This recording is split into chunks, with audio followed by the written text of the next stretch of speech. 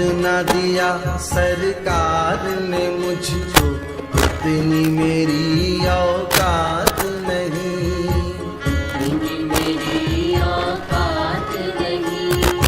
ये है कृपा मेरे बाबा की, मुझ में कोई ऐसी बात नहीं, मुझ में कोई ऐसी बात नहीं।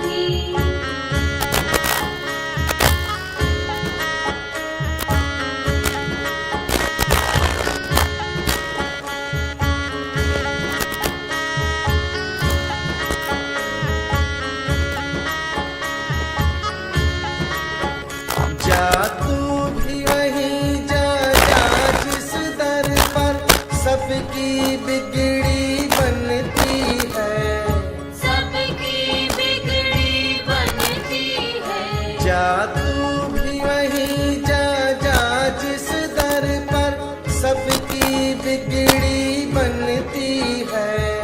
देख तेरी तकदीर बनाना, देख तेरी तकदीर बनाना, उनके लिए बड़ी बात नहीं, उनके लिए बड़ी बात नहीं।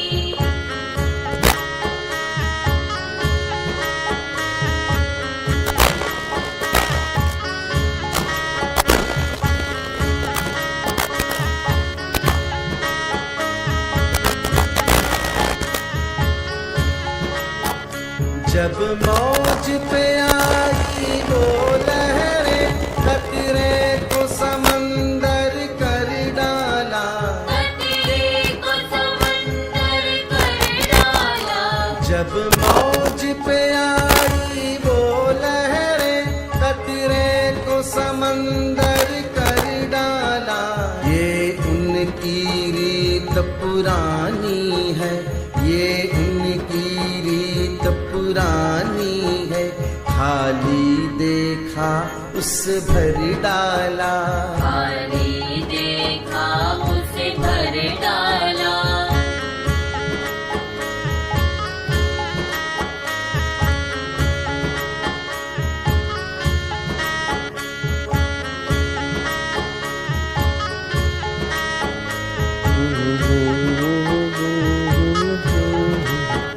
ये चमक ये दमक फुलवन महक, सब कुछ सरकार तुम्हीं से है, सब कुछ सरकार तुम्हीं से है। खिला के पवन झूमे सैया के चरण, बगियन में बहार तुम्हीं से है, बगियन में बहार तुम्हीं से है।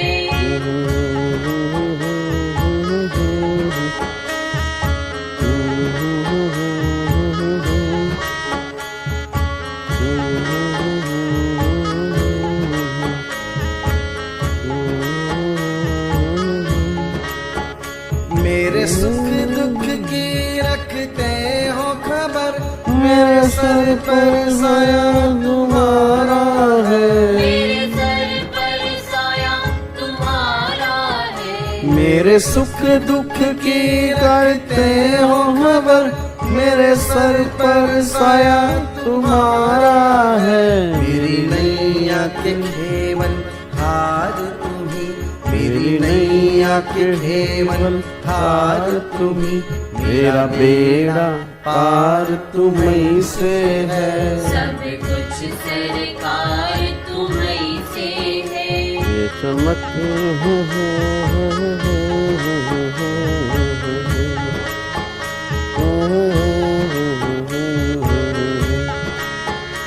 गुड मॉर्निंग जी, वेरी गुड मॉर्निंग भाई, गुड मॉर्निंग। मैं तो भूल गई कुछ भी कहना, तोरी प्रीत में रोवत है नयना, तोरी प्रीत में रोवत है नैना। मैं तो भूल गई कुछ भी कहना, तोरी प्रीत में रोवत है नैना।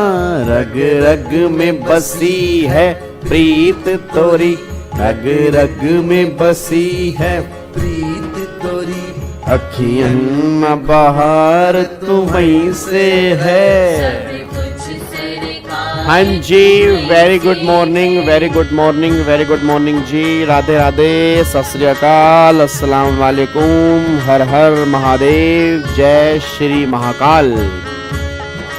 क्या हाल चाल हैं आप सभी के? बढ़िया, मस्त मौज बहार जी।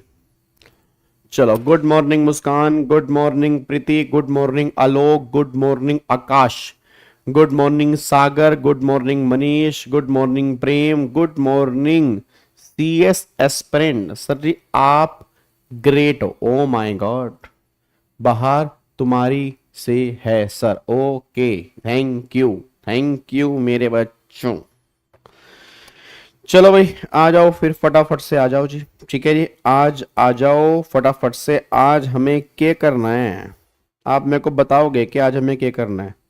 आज हमें करना है, बोलो बोलो बोलो बोलो, आज हमें क्या करना है? आज हमें करना है सेक्शन नंबर 11।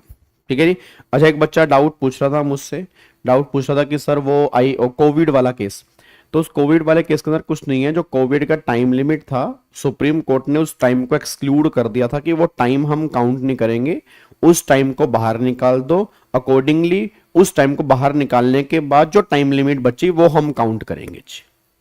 ठीक है, उसके अंदर ये वाला पॉइंट दिया हुआ था जी, उसके अंदर ये वाला पॉइंट दिया हुआ था। ठीक है, अच्छा आप सुनो ध्यान से, आज हमें दो सेक्शन करने हैं। एक तो सेक्शन नंबर 11 आज हमें खत्म करना है पूरा, और एक सेक्शन नंबर 12 हमें यहाँ पे खत्म करना है। और कुछ केस लो हमारे मॉड्यूल में दिए हुए हैं वो हमें खत्म करने हैं, और कुछ केस स्टडी बेस्ड क्वेश्चन जो हैं वो मैंने इस सेक्शन के बनाए हैं, उसको मैं आपके ग्रुप में डालूंगा।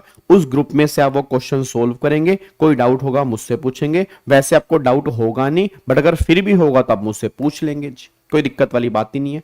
वो क्वेश्चंस मैं बना चुका हूं, ठीक है ना, वो क्वेश्चंस मैं आपके बना चुका हूं। ठीक है, चलो अब एक बार फटाफट से यहां पे आ जाओ। अभी तक हमने सेक्शन 1 से लेके 10 तक जितने भी सेक्शंस हैं IBC के, वो सारे के सारे हमने अच्छे तरीके से रिवाइज कर लिए हैं। अब हम यहाँ पे सेक्शन नंबर 7 स्टार्ट करने जा रहे हैं। एक बार चेक करो सेक्शन नंबर 7 क्या है। कह रहा है person not entitle to make application.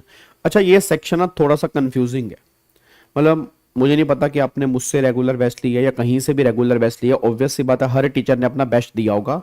But section 11 जब तुमने पढ़ा होगा ना, अगर बेयर लॉ से पढ़ा है, ये सेक्शन 11 कंफ्यूजिंग है। मतलब सेक्शन 11 में थोड़ा सा मुझे ड्राफ्टिंग एरर लगता है, मतलब लॉ मेकर क्या कहना चाह रहा है एक्चुअल में वो समझने में थोड़ी प्रॉब्लम है। और ये बात मैं नहीं कह रहा, ये बात जब तुम पढ़ोगे ना, तुम मुझे आंसर दोगे कि तुम्हें सेक्शन 11 कैसा लग रहा है, कि तुम्हें सही ड्राफ्टिंग लग रही है या नहीं लग रही है, आप मुझे बताएंगे जी। ठीक है ना, सेक्शन 11 की बात कर रहा हूं, 7 नहीं, सेक्शन 11 की बात कर रहा हूं। एक बार आप चेक करना। अच्छा, अगर मैं इसकी हेडिंग पढ़ता हूं, हेडिंग क्या लिखी है? हेडिंग लिखी है person not entitle to make application, that is section number 11। अब 11 की हेडिंग पढ़ के लग रहा है कि कौन कौन सा पर्सन IBC इनिशिएट नहीं कर सकता, मतलब कौन कौन सा पर्सन CIRP इनिशिएट नहीं कर सकता। याद करो हमने सेक्शन 6 किया था, सेक्शन 6 कहता है कौन कौन इनिशिएट कर सकता है, 11 कह रहा है कौन कौन इनिशिएट नहीं कर सकता। 6 ने कहा था कौन कौन इनिशिएट कर सकता है, या तो FC कर सकता है, या OC कर सकता है, या कॉर्पोरेट एप्लीकेंट कहूं या कॉर्पोरेट डेटर कहूं, ये लोग अपने अगेंस्ट में इनिशिएट कर सकते हैं। मतलब ये 3 लोग हैं जो इनिशिएट कर सकते हैं। अब सेक्शन 11 का टाइटल ये कह रहा है कौन कौन इनिशिएट नहीं कर सकता, बट मैं तुम्हें बताऊंगा आज, मैं तुम्हें बताऊंगा जब इस सेक्शन को पढ़ेंगे ना, ऐसी फील आएगी कि कौन कौन इनिशिएट नहीं कर सकता, तो वो बात तो एक अलग है, बट ये कहीं ना कहीं ये भी कहना चाह रहा है कि इन पर आप इनिशिएट नहीं कर सकते, मतलब इन लोगों पर आप इनिशिएट नहीं कर सकते। ठीक है ना, टाइटल जो है वो कह रहा है कि कौन कौन इनिशिएट नहीं कर सकता, बट कुछ पॉइंट ऐसे होंगे जिसमें ये बोलेगा कि इन पर आप इनिशिएट नहीं कर सकते। बट अगर ये एक पॉइंट है तो इन पर एप्लीकेशन, ये नहीं, मतलब सिंपल सी बात है, ये तो एप्लीकेशन इनिशिएट कर ही सकते हैं, बट ये सेक्शन कहीं ना कहीं ये भी बात करेगा कि इन लोगों पर एप्लीकेशन इनिशिएट नहीं हो सकती, बस ये पर ध्यान दो। ठीक है सर, क्या एग्जाम के अंदर बना हुआ है सेक्शन 11 में से क्वेश्चन? बिल्कुल बना हुआ है जी, बट हाँ ये बात मतलब तुम्हारे लिए अच्छी है कि सिंपल बना हुआ है, क्योंकि इंस्टीट्यूट को भी पता है कि सेक्शन 11 में थोड़ी सी कंफ्यूजन है, तो बिल्कुल स्ट्रेट फॉरवर्ड क्वेश्चन बनाएंगे, तुम्हें क्वेश्चन समझने में कोई दिक्कत नहीं आएगी जी। एक बार चेक करो क्या लिखा है। पहला कह रहा है section 11 of the code state that certain person are not entitled to make application for initiation a CIRP। क्या कहना चाह रहे हैं कि ये लोग एप्लीकेशन इनिशिएट नहीं कर सकते CIRP की, मतलब ये लोग एप्लीकेशन इनिशिएट नहीं कर सकते CIRP की। क्या कह रहे हैं? पहला कह रहा है corporate debtor already under going CIRP और ए PPIRP। अब PPIRP क्या होता है वो आगे रखे तुम्हें पता लगेगा, अभी हम CRP की बात कर रहे हैं। मतलब एक कॉर्पोरेट डेटर जिसकी CRP चल रही है। अब एक बात बताओ, एक कॉर्पोरेट डेटर जिसकी CRP चल रही है, ठीक है, वो कह रहे हैं वो एप्लीकेशन इनिशिएट नहीं कर सकता। पहली बात, जिसकी CRP चल रही है वो एप्लीकेशन इनिशिएट क्यों करेगा? सर सर सर सर वो ये कहना चाह रहे होंगे ना कि वो दूसरे के अगेंस्ट नहीं कर सकता। भाई आप समझोगा बस सर, देखो लॉ में गलती नहीं है, लॉ में गलती नहीं है, ना ना ना ना, हम आपकी बात से एग्री नहीं करते। वो तो ये कहना चाह रहे होंगे ना कि कॉर्पोरेट डेटर जिसका CRP चल रहा है वो एप्लीकेशन इनिशिएट नहीं कर सकता। तो वो ये कहना चाह रहे होंगे कि वो दूसरे के अगेंस्ट, मतलब जिसकी खुद की CRP चल रही है वो दूसरे के अगेंस्ट CRP इनिशिएट नहीं कर सकता।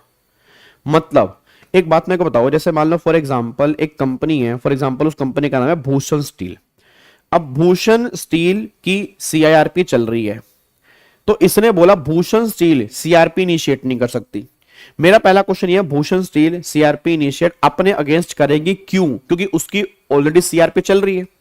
फिर बच्चे ने बोला सर वो अपने लिए नहीं बट दूसरे के लिए नहीं कर सकती। एक बात मेरे को बताओ, भूषण स्टील ने किसी XYZ कंपनी से 5 करोड़ रुपए लेने हैं, उसने डिफॉल्ट कर दिया, तो क्या अब ये भूषण स्टील इसके अगेंस्ट एप्लीकेशन इनिशिएट नहीं कर पाएगा? माना इसकी CRP चल रही है, माना इसने किसी का डिफॉल्ट किया, उसने इसकी एप्लीकेशन डाल दी, बट इसके पैसों का भी तो किसी ने डिफॉल्ट किया है, इसके पैसों का भी तो किसी ने डिफॉल्ट किया है। तो मतलब तुम ये कहना चाह रहे हो कि वो उसके अगेंस्ट एप्लीकेशन इनिशिएट नहीं कर सकता?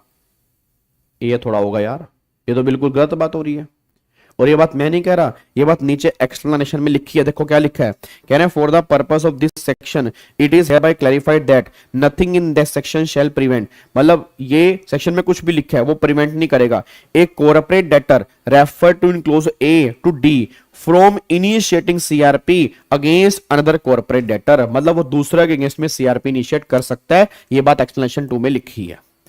तो अगर वो दूसरे के अगेंस्ट कर सकता है तो फिर कहां करने से मना की गई है? सर सेक्शन 10 की बात हो रही है ना, सेक्शन 10 में कॉर्पोरेट डेटर अपने अगेंस्ट CRP इनिशिएट कर सकता है ना, तो उसको करने से मना की है। तो भाई एक बात तो उसकी CRP चल रही है, वो अपने अगेंस्ट CRP इनिशिएट दोबारा से क्यों करेगा?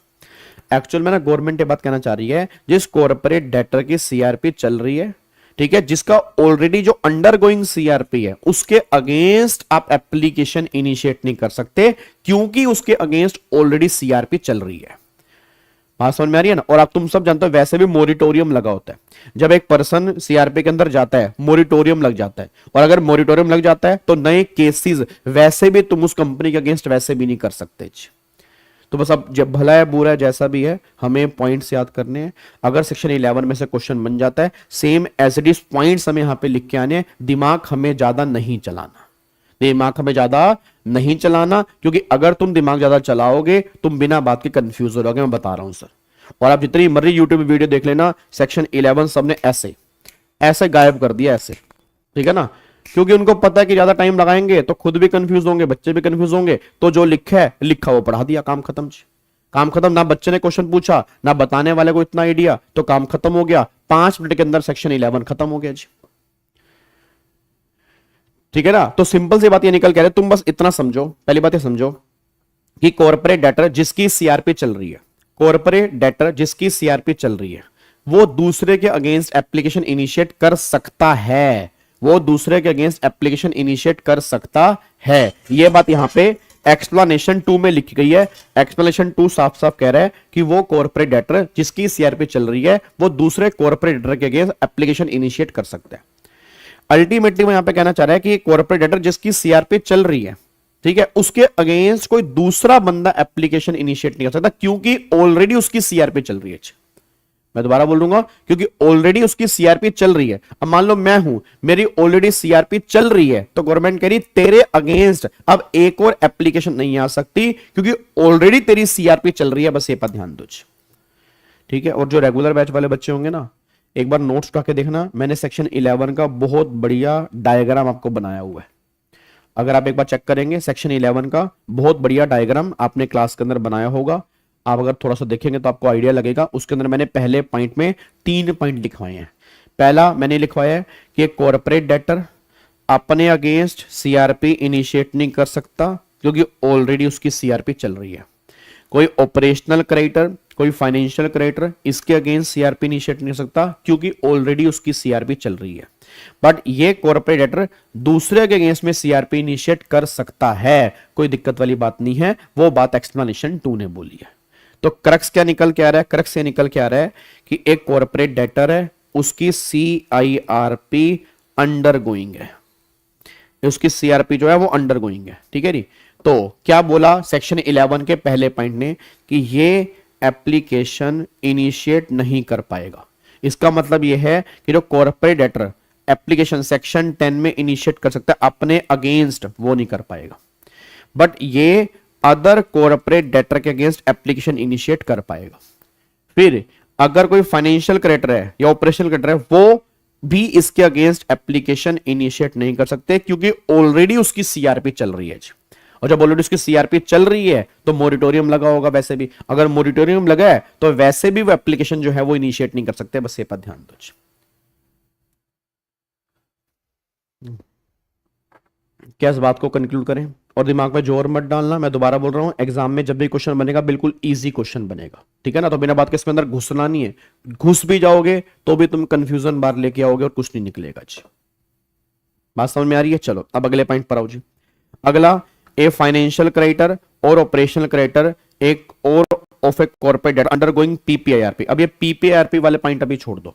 पीपीआईआरपी हमारा आगे जाके सेक्शन नंबर 54O में आएगा, तो वहां हम देखेंगे पीपीआईआरपी क्या होता है। अभी के लिए इतना ध्यान दो कि अगर कोई किसी का पीपीआईआरपी भी चल रहा है तो उसके अगेंस्ट भी तुम एप्लीकेशन इनिशिएट नहीं कर सकते।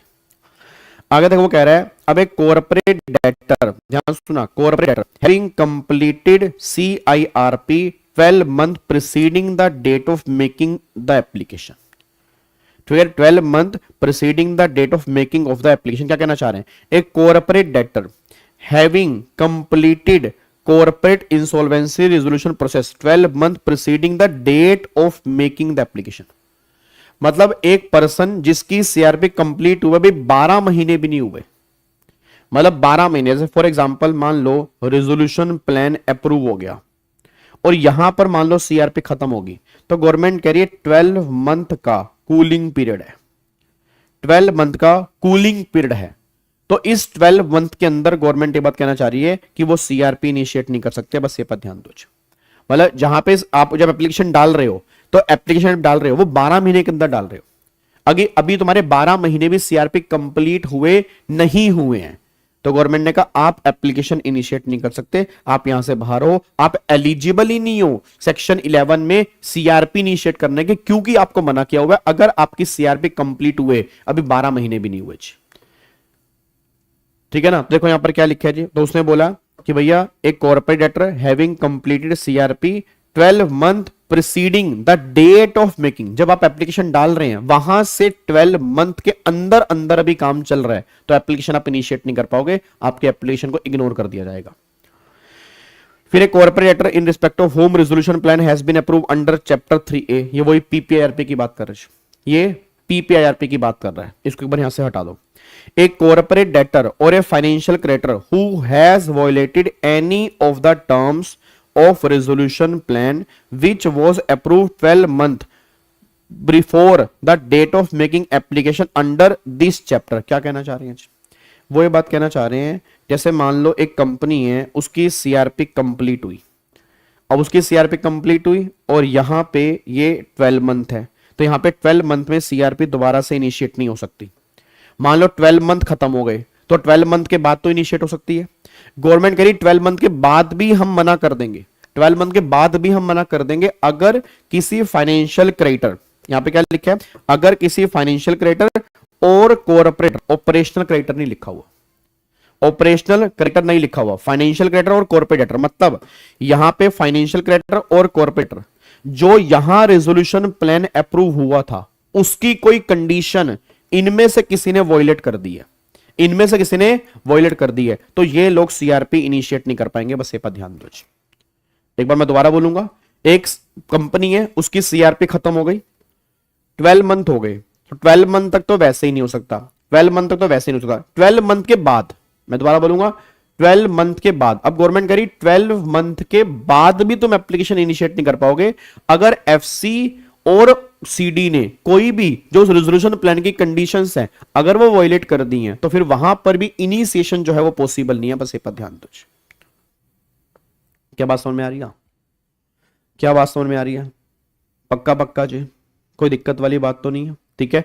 तो यहां पर वो उसको मना कर रहे हैं एफसी और सीडी को। एफसी और सीडी कौन से? जिन्होंने कोई कंडीशन वायलेट कर दी है, रेजोल्यूशन प्लान जो अप्रूव हुआ था उसकी।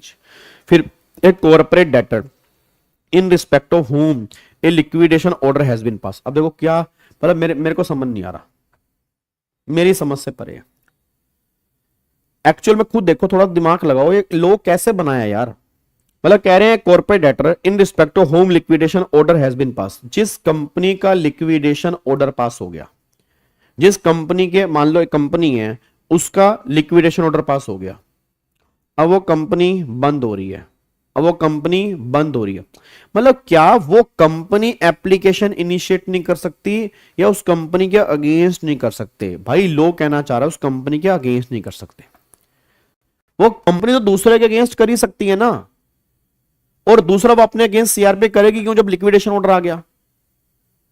तो ये अल्टीमेटली कहना चाह रहे हैं कि जिसका लिक्विडेशन ऑर्डर आ गया है उस कंपनी के अगेंस्ट कोई सीआरपी इनिशिएट नहीं कर सकता क्योंकि उसका लिक्विडेशन ऑर्डर आ गया। तो वो सीआरपी इनिशिएट करके करेगा भी क्या? भाई एक एफसी है, ओसी है, उसने पैसे लेने हैं, उस कंपनी का लिक्विडेशन ऑर्डर आ गया तो कैसे सीआरपी इनिशिएट होगी बताओ? कैसे सीआरपी इनिशिएट होगी? वो कंपनी तो लिक्विडेशन में जा रही है।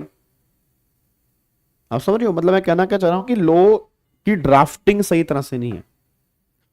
और ये आपको मैंने रेगुलर बैच के अंदर भी कहा था, एक सेक्शन 11 और एक 29A में लॉ की ड्राफ्टिंग में थोड़ी सी दिक्कत है, बट प्रॉब्लम क्या, जैसे लिखा है सेम हमें वैसे ही लिख के आना है, क्योंकि एग्जाम का मैटर है, एग्जाम में लिखने के नंबर मिलेंगे, वहां पर ये नंबर नहीं मिलेंगे तुम बड़ा बड़ा लिख के आओगे ड्राफ्टिंग एरर है तो मैं क्यों लिखूं सेक्शन 11, या आपने क्वेश्चन क्यों पूछ लिया।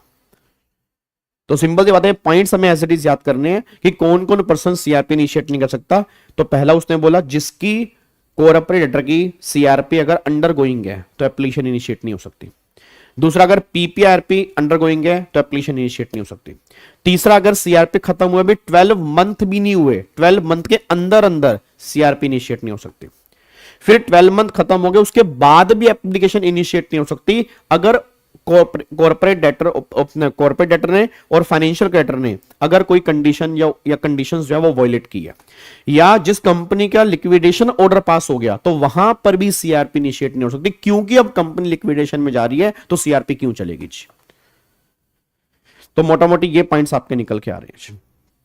आगे देखो, for the purpose of this section corporate debtor include a corporate applicant in respect of such corporate debtor. Obvious सी बात है, ये तो हमने पहले ही पढ़ा था कि कॉर्पोरेट डेटर में कॉर्पोरेट एप्लीकेंट भी आएंगे। वैसे तो कॉर्पोरेट एप्लीकेंट में कॉर्पोरेट डेटर भी आते हैं, तो कॉर्पोरेट डेटर में कॉर्पोरेट एप्लीकेंट भी आएंगे और फिर दूसरा के अगेंस्ट एप्लीकेशन इनिशिएट कर सकते हो। देखो क्या लिखा है, insolvency and bankruptcy code amendment ordinance 2019 later replace by insolvency and bankruptcy code amendment 2020 has add explanation 2 of the IBC that a corporate debtor may initiate CIRP another corporate debtor for the debt owed to the explanation allow a corporate debtor to initiate CIRP against its corporate debtor by virtue of them now being a creditor. The amendment has sought to clarify that is the ambiguity and unsettled position of law. मतलब कहना चाह रहा है कि ये explanation ये clear किया है कि अगर तुम्हें दूसरे के अगेंस्ट एप्लीकेशन फाइल करनी है उस टाइम पर तुम कॉर्पोरेट डेटर नहीं हो, उस टाइम पर तुम क्रेडिटर हो।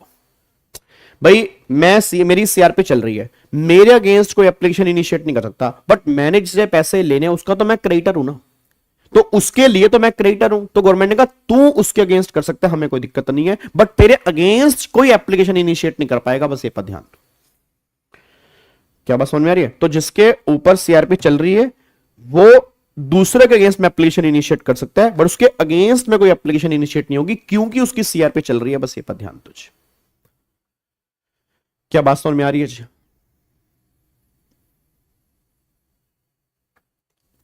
डन? कोई दिक्कत तो नहीं है? ठीक है जी। अब यहाँ पे ये पॉइंट्स यहाँ पे निकल के आ रही है जी।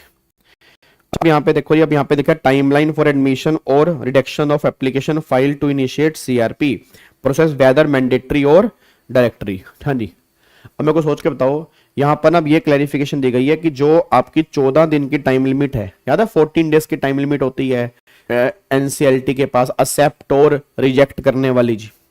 अगर आपका जा रहा 14 डेज और आपके 14 डेज की टाइम लिमिट होती है कि सामने वाला बंदा एप्लीकेशन एक्सेप्ट करेगा या रिजेक्ट करेगा। फिर 7 दिन की टाइम लिमिट होती है रेक्टिफाई करने के लिए, अगर आपको याद आ रहा हो 7 डेज की टाइम लिमिट होती है रेक्टिफाई करने के लिए कि आप गलती को रेक्टिफाई करके दोगे, फिर हम एप्लीकेशन एक्सेप्ट और रिजेक्ट करेंगे। 7 दिन की होती है। अब मुद्दा ये निकल कह रहा है कि 14 दिन और 7 दिन जो है वो मैंडेटरी है या डायरेक्टरी है। तो गवर्नमेंट ने बोला ये मैंडेटरी नहीं है, और ये बात मैं नहीं कह रहा, ये बात सुप्रीम कोर्ट कह रहा है। सुप्रीम कोर्ट ने यहां पर अफर्म की है नीचे वाले केस में। देखो ये इंपॉर्टेंट जजमेंट है, हमारे एग्जाम के अंदर बन सकती है। चेक करो वो क्या कह रहा है। कह रहा in all cases where an application to initiate CRP is filed, IBC provide the adjudicating authority should admit it within 14 days of receiving the application. The NCLT can reject such application on the ground mentioned in respective section 7, 9 or 10 as may be applicable. However, NCLT rejects such application on the ground of being incomplete. The NCLT shall before rejecting such application give a notice to the applicant to rectify the defect of its application within 7 days from the receipt of such notice. Now question arise whether this time limit 14 days or 7 days is mandatory or discretionary for NCLT. तो अब यहाँ पे judgement आई है। हाँ यार, थोड़ा सा ना नेट सुबह सही नहीं चल रहा, आना कोई नेट में प्रॉब्लम आ रही है, पता नहीं क्या चक्कर है, सुबह से ही नेट में प्रॉब्लम आ रही है। ठीक है, अब देखो यहाँ पर क्या निकल के आ रहा है। अब यहाँ पे आ रहा है Surendra trading company versus MS Juggi Lal Kamalapat jute mills company. यहाँ पे जजमेंट जो है सुप्रीम कोर्ट की है जी। अब यहाँ पे क्या हुआ, वो कह रहा है the question for consideration before supreme court was whether the period of 7 days to rectify errors was mandatory or a guidance that is recommendatory. अब सुप्रीम कोर्ट ने यहां पर बोला है, सुप्रीम कोर्ट कह रहा है जी, फाइनली सुप्रीम कोर्ट कह रहा है hence the supreme court while interpreting the provision of the directory in nature held that the applicant counsels is required to submit in writing why the removal of objection could not be completed within the 7 days. If the court tribunal is satisfied the reason given, it will entertain the application on merit. If not, the court or tribunal will have to right to dismiss it. क्या कहना चाह रहे हैं? कह रहे वैसे तो 7 दिन और 14 दिन की जो लिमिट है ना वो मैंडेटरी है, बट अगर मान लो कोर्ट को लग रहा है कि नहीं रीजन सेटिस्फाइड है, रीजन जेन्युइन है, टाइम लिमिट हमें बढ़ा देना चाहिए 14 डेज और 7 डेज से, तो वो पास भी कर सकते हैं कि इतने दिन रिकमेंडेटरी है। ये सुप्रीम कोर्ट ने बोला, ये सुप्रीम कोर्ट ने एक तरह से लोअर कोर्ट को बोला कि तुम रिजिड मत रहो 14 डेज और 7 डेज में, होना चाहिए, बट अगर कोई तुम्हें लग रहा है कि जेन्युइन केस है तुम इस टाइम लिमिट को एक्सटेंड भी कर सकते हो। ये रिकमेंडेटरी है, ये मैंडेटरी वाली कैटेगरी में नहीं आएगा, बस ये पर ध्यान दो। क्या बात समझ में आ रही है? बोलो मेरे बच्चों, बोलो, कोई दिक्कत तो नहीं है? बोल दो ओए मेरे बच्चों, बोलो। डन, चलो अब अगले पॉइंट पर आओ जी। अच्छा, अब यहाँ पे ना ये सेक्शन 12 गलत दे रखा है यहाँ पे, ये ना सेक्शन 12 मॉड्यूल से यहाँ पे काट देना, क्योंकि ये सेक्शन 12 नहीं है, 12 हमारा आगे जाके आएगा। अब यहाँ पे time limit for insolvency of completion, ये भी यहाँ पे नहीं आएगा जी, ये ना इस जजमेंट का पार्ट है, ये इस जजमेंट का पार्ट है यहाँ पे। अब देखो क्या कह रहे हैं, thus the 14 days period given to NCLT to admit or reject application to initiate CIRP as well as 7 days period of rectification of defect is not mandatory। ये मैंडेटरी नहीं है, चाहे 14 डेज की हो चाहे 7 डेज की हो, ये आपके मैंडेटरी वाली कैटेगरी में नहीं आएगा जी।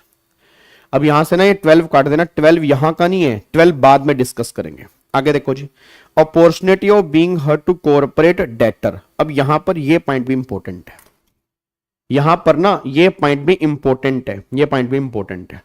अब ये पॉइंट क्या है, opportunity of being heard to corporate debtor, इसका मतलब क्या है? पहले एक बात मेरे को बताओ, जब हम 7, 9 में एप्लीकेशन डालते हैं, सारे बच्चे बोलना, जब हम 7 और 9 में एप्लीकेशन डालते हैं, किस किस को यह बात पता है कि एनसीएलटी के पास एप्लीकेशन डालने से पहले वो आईबीबीआई और कॉरपोरेट डेटर को भी हम भिजवाते हैं? बताना मुझे, मतलब किस किस को ये बात पता है कि वो हम एनसीएलटी पे एप्लीकेशन डालने से पहले कॉरपोरेट डेटर और आईबीबीआई को भी भिजवाते हैं? किस किस को ये बात पता है? बोलना एक बार जी, किस किस को इस बात का आइडिया है? बोलो बोलो बोलो, आइडिया है इस बात का?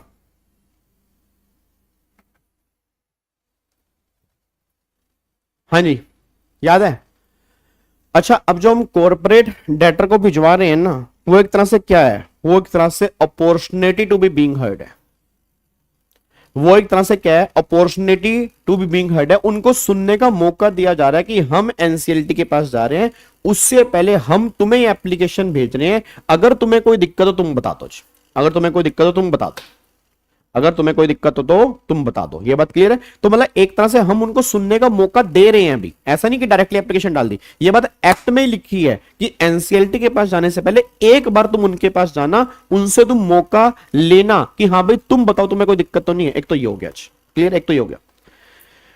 अब क्या हुआ, एप्लीकेशन डाल दी, उस टाइम कॉर्पोरेट डेटर ने कोई रिप्लाई नहीं किया, कोई रिप्लाई नहीं आया, आपने एनसीएलटी को एप्लीकेशन डाल दी। अब जैसे एप्लीकेशन एनसीएलटी के पास आती है, एक बार फिर एनसीएलटी कॉर्पोरेट डेटा से पूछता है, उसको सुनने का मौका देता है कि हेलो, ओए ओए हेलो, तेरे अगेंस्ट में एप्लीकेशन आई है, अपने बारे में तू क्या कहना चाहता है? कुछ कुछ अपना पक्ष रखना चाहता है? कुछ तेरी भी हम सुनवाई करेंगे, ऐसा नहीं कि तेरे को हम निकाल देंगे, नहीं। माना क्रेडिटर है, माना उसने पैसे लेने हैं, बट हम तेरी भी सुनवाई चाहते हैं। हाँ, अगर तू रिप्लाई नहीं करेगा तो फिर उस एप्लीकेशन को हम एडमिट मान लेंगे और फिर तेरे अगेंस्ट में केस चलेगा। तो मोटा मोटी 2 बार शो कॉज नोटिस मिलता है, 2 बार। एक बार तो हम उसको दे रहे हैं, एक बार एनसीएलटी उसको दे रहे हैं। और ये बात जरूरी है, ये बात यहां पे लिखी हुई है। तो आपके एग्जाम में कंफर्म इसमें से वो क्वेश्चन पूछ सकते हैं कि अपॉर्चुनिटी ऑफ बीइंग हर्ड जो कॉर्पोरेट डेटर को कौन कौन देता है, क्या मैंडेटरी है, ऑप्शनल है, ये सारी बातें इस पैराग्राफ के अंदर है। एक बार चेक करना, देखो यहां पे क्या लिखा है, यहां से लेके यहां तक, एक मिनट रुको, यहां से लेके यहां तक पूरा एक बार तरीके से ना पूरा का पूरा पॉइंट पढ़ो। ये वाला एक बार तरीके से पूरा का पूरा पॉइंट पढ़ो, स्टार्टिंग से लेकर, और मुझे बताओ क्या तुम्हारे पल्ले पड़ रहा है नहीं पड़ रहा है। पूरा पॉइंट पढ़ना स्टार्टिंग से एंड तक, जल्दबाजी मत करना जी, थोड़ा पढ़ने की आदत डाल लो सही से।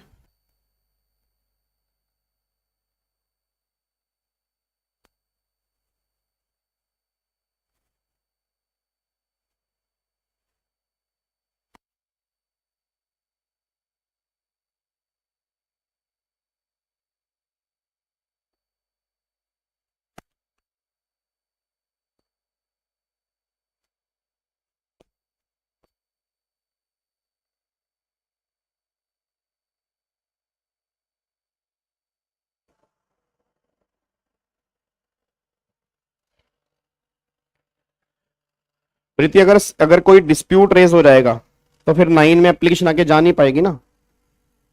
अगर कोई डिस्प्यूट आ गया, या अगर मान लो कोई जेन्युइन रीजन है और क्रेडिटर कहता है मैं तो फिर भी करूंगा, तो एनसीएलटी फिर आगे जाके रिजेक्ट कर सकते हैं। एनसीएलटी के पास तो एडमिट और रिजेक्ट करने की पावर है ना, कि मान लो अब मैं डेटर की बात नहीं मान रहा, गवर्नमेंट करी मत मान, आगे तो है वो।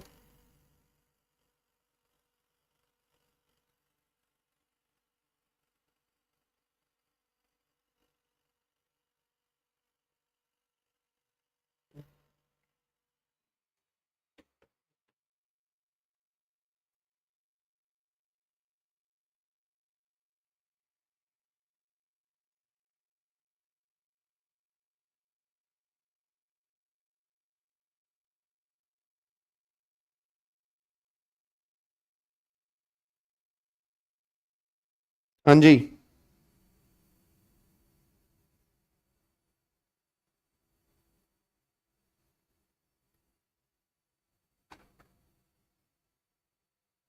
अगर कॉर्पोरेटर खुद कर रहा है आदित्य, फिर तो कोई दिक्कत ही नहीं है ना यार। यार नालायक, जब मैं खुद ही आईबीसी में जा रहा हूं तो फिर मुझे क्या दिक्कत है? फिर मुझे कोई दिक्कत ही नहीं है। मुझे तब प्रॉब्लम है जब मेरे लिए कोई दूसरा जा रहा है, उस केस में मेरे को अपॉर्चुनिटी ऑफ बीइंग हर्ड का मौका मिलेगा। जब मैं खुद जा रहा हूं तो मैं तो श्योर हूं ना, तो उस केस में तो कोई बात ही नहीं होगी ये वाली।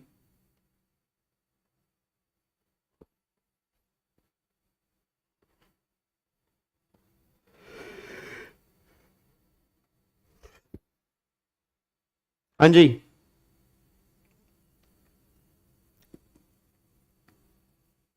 बोलो भाई, पॉइंट समझ में आ गया बिल्कुल।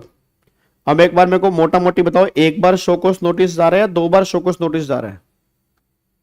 बताना एक बार जी। शोकोस नोटिस कितनी बार जा रहा है, 1 बार या 2 बार? अगर आप ध्यान से चेक करोगे 2 बार जा रहा है जी। अगर आप ध्यान से चेक करोगे नोटिस जो है वो 2 बार जा रहा है। एक बार तो एनसीएलटी के पास जाने से पहले, और एक बार एनसीएलटी खुद एक टोकन इशू कर रही है, उसके थ्रू उसकी सुनवाई की जा रही है जी।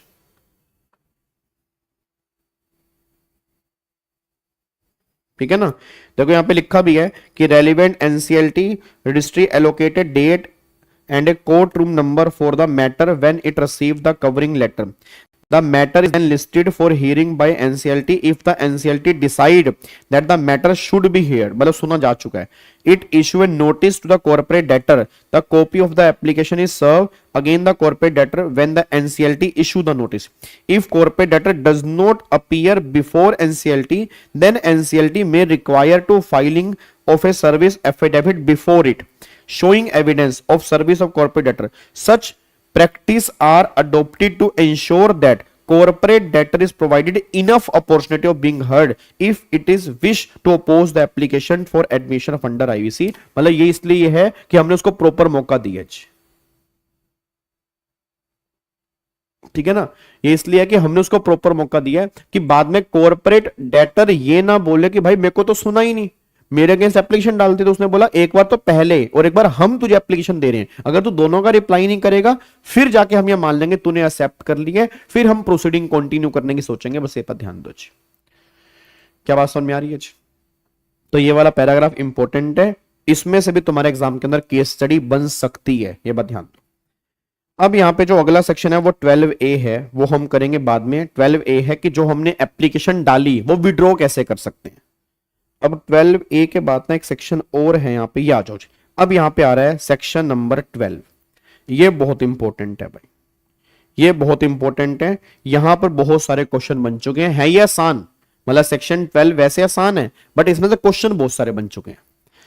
अब एक बार चेक करना वगैरह। Time limit for completion of insolvency resolution process, section number 12 कह रहा है time limit for completion of CRP by NCLT. ठीक है, कब? 180 days from the date of admission of application to initiation such. ठीक है, 1 extension, maximum days time 90 days on the application filed by a resolution professional on the authority of a resolution passed at a meeting COC by vote 66% of votes. If NCLT is satisfied that the subject matter of the case in such CRP not completed within what, अगर 180 days में complete नहीं होगी तो 90 days का extension तुम्हें और मिल जाएगा, but वो तब जब 66% और मोर जिनके पास वोटिंग है अगर वो अप्रूव कर देते हैं।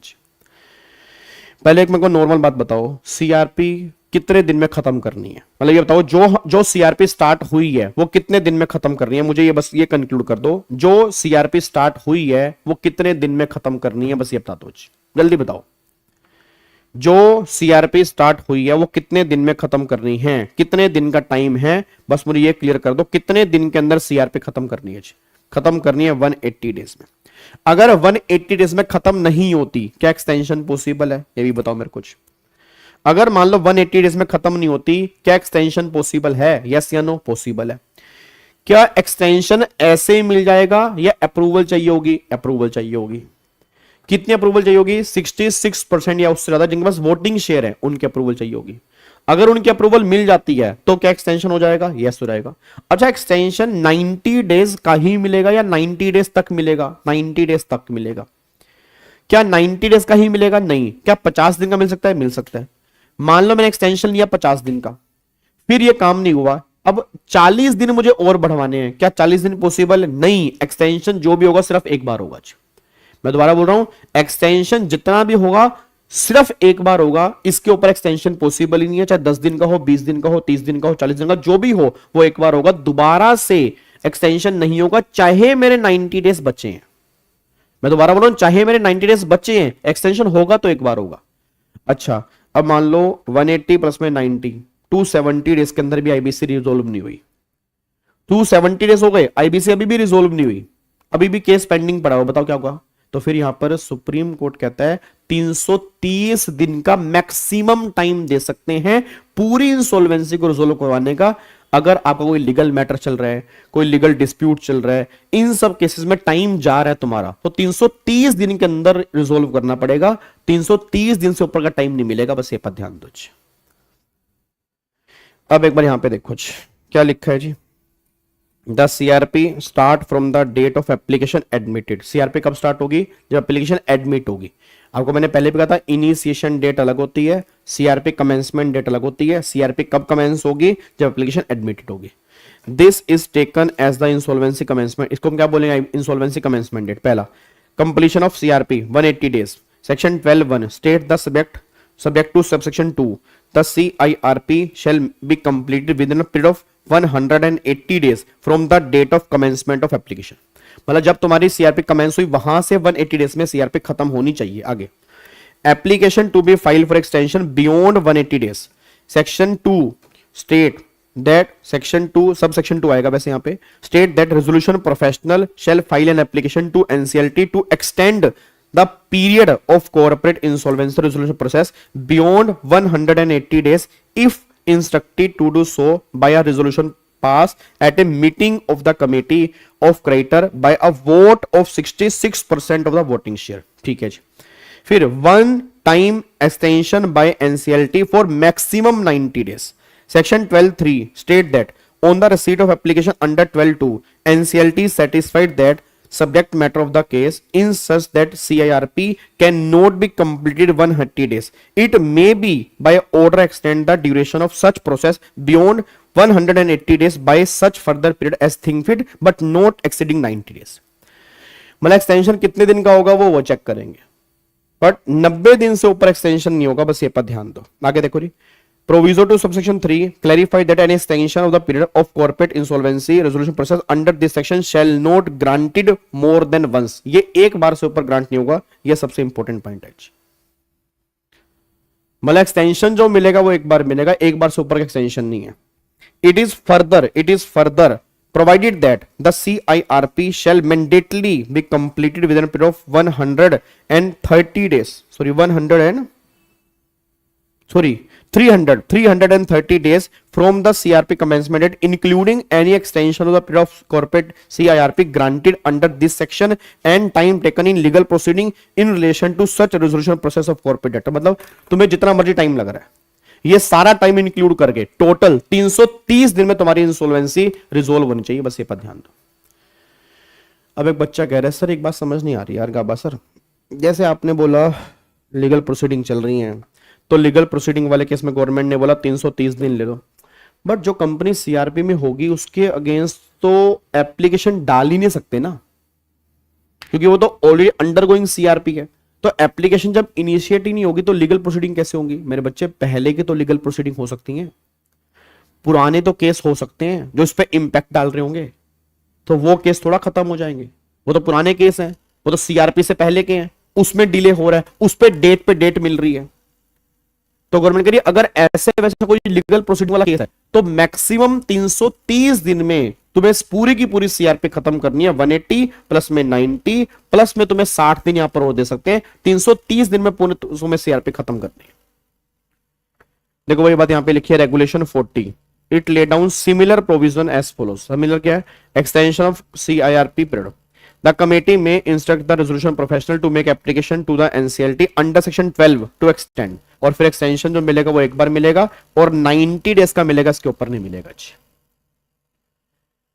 कंप्लीट नहीं हुई एक्सटेंशन लेने के बाद तो दोबारा 330 दिन मैक्सिमम, ना। अच्छा, एक्सटेंशन कैसे ले सकते हैं? वो एप्लीकेशन डालनी पड़ेगी, वो आपको वहां पे रेजोल्यूशन पास करने की रिक्वायरमेंट नहीं है। वहां पे प्रूफ करना पड़ेगा कि तुम्हारी मतलब तुम्हारे 270 डेज में क्यों नहीं हुआ, बस कोई रेजोल्यूशन नहीं चाहिए।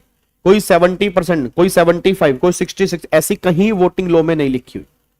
270 डेज के लिए है, उसके बाद तो एक्सटेंशन मैंने कहा ना गवर्नमेंट बहुत कम देगी, तुम्हें प्रूफ करना पड़ेगा तुम्हारी एक्सटेंशन इंसॉल्वेंसी 270 डेज में क्यों नहीं हुई, तुम्हारे कोई लीगल प्रोसीडिंग चल रही है, तुम्हारे कोई लीगल डिस्प्यूट चल रहे हैं, ये बात प्रूफ करोगे देन 330 दिन का टाइम मिलेगा, नहीं तो नहीं मिलेगा। क्लियर है? अच्छा, अब यहां पे अभी ये है सुप्रीम कोर्ट की जजमेंट। अब ये सुप्रीम कोर्ट की जजमेंट पता क्या करी है? इस जजमेंट में ये हुआ, एनसीएलटी एक केस था इसार स्टील वर्सेस तीश कुमार, 180 डेज में इंसॉल्वेंसी कंप्लीट नहीं हुई, 180 डेज में इंसॉल्वेंसी कंप्लीट नहीं हुई, फिर एक्सटेंशन के लिए रेजोल्यूशन पास किया गया। जब एक्सटेंशन के लिए रेजोल्यूशन पास किया गया, जब एक्सटेंशन के लिए रेजोल्यूशन पास किया गया तो फिर एक्सटेंशन मिल गया 90 दिन का, फिर 60 दिन का और मिल गया, 330 दिन हो गए, उसके अंदर भी इंसॉल्वेंसी रिजोल्व नहीं हो पाई। तो एनसीएलटी ने बोला जी अब ये इंसॉल्वेंसी रिजोल्व नहीं होगी, कंपनी वाइंड अप करो, कंपनी को लिक्विडेशन में लो। केस चला गया सुप्रीम कोर्ट। सुप्रीम कोर्ट ने कहा बिल्कुल सही बात है, 330 दिन मैक्सिमम है, 330 दिन हाईएस्ट इसके ऊपर नहीं है, बट अगर डिपार्टमेंट को लग रहा है, कोर्ट्स को लग रहा है कि नहीं ये इंसॉल्वेंसी रिजोल्व हो सकती है, पाइपलाइन में बात चल रही है, रिजोल्यूशन प्लान आने ही वाले हैं, ये कंपनी रिवाइव हो सकती है, और अगर हमने टाइम एक्सटेंशन नहीं दिया ये कंपनी ही बंद हो जाएगी, इतना लंबा चौड़ा जो प्रोसेस किया वो सारा खत्म हो जाएगा। तो उन पर्टिकुलर पर्पस के लिए जहां पर आपको 100% एश्योरिटी है फिर कुछ हो सकता है, आईबीसी रिजोल्व हो सकती है, कंपनी रिवाइव हो सकती है, उस केस में 330 दिन को तुम रिकमेंडेटरी मान के चलना, एक्सटेंशन तुम 330 दिन के ऊपर भी दे सकते हो। कितना वो नहीं लिखा क्योंकि वो जजमेंट है, और ऑब्वियस सी बात है सारा कंट्रोल कोर्ट के पास है, तो कोर्ट ऐसे ही तुम्हें एक्सटेंशन नहीं देगा जी, ठीक है ना, वहां पे टाइम लगता है। तो 330 दिन मानो, 330 दिन मैक्सिमम है, 330 दिन क्या है? मैक्सिमम है, इसके ऊपर तो है ही नहीं है, ठीक है ना। बट 330 दिन का एक्सटेंशन भी पॉसिबल है अगर कोर्ट को ये लगता है कि हाँ भाई जो काम है वो जेन्युइन काम है, इंसॉल्वेंसी रिजोल्व होने वाली है, ये कंपनी बिक सकती है, बहुत बढ़िया प्राइस पर रेजोल्यूशन प्लान आ रहा है, फिर कहीं जाके एक्सटेंशन गवर्नमेंट दे सकती है, अदरवाइज नहीं दे सकती जी। एक बार पढ़ना जी, ये केस पूरा पढ़ो जी, एक बार ये केस पढ़ो पूरा का पूरा जल्दी।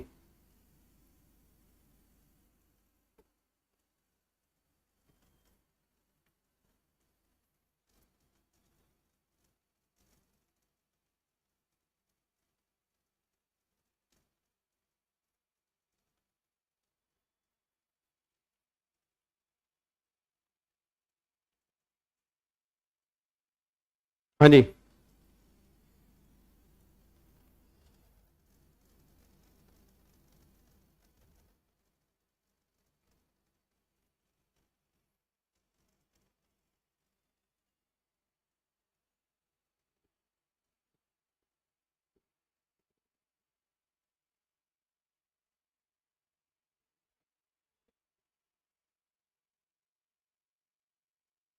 ये पढ़ा पढ़ ले।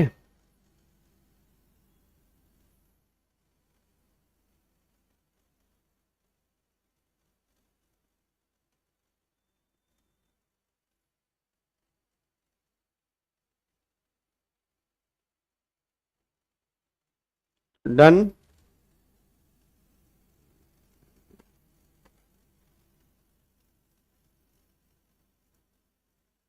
यस यस एम यस, 330 दिन मैंडेटरी है, बट एक्सेप्शनल केस में अगर रीजनेबल केस है, जेन्युइन केस है, उस केस में एक्सटेंशन पॉसिबल हो सकता है 330 दिन का, नहीं तो एक्सटेंशन पॉसिबल नहीं है जी।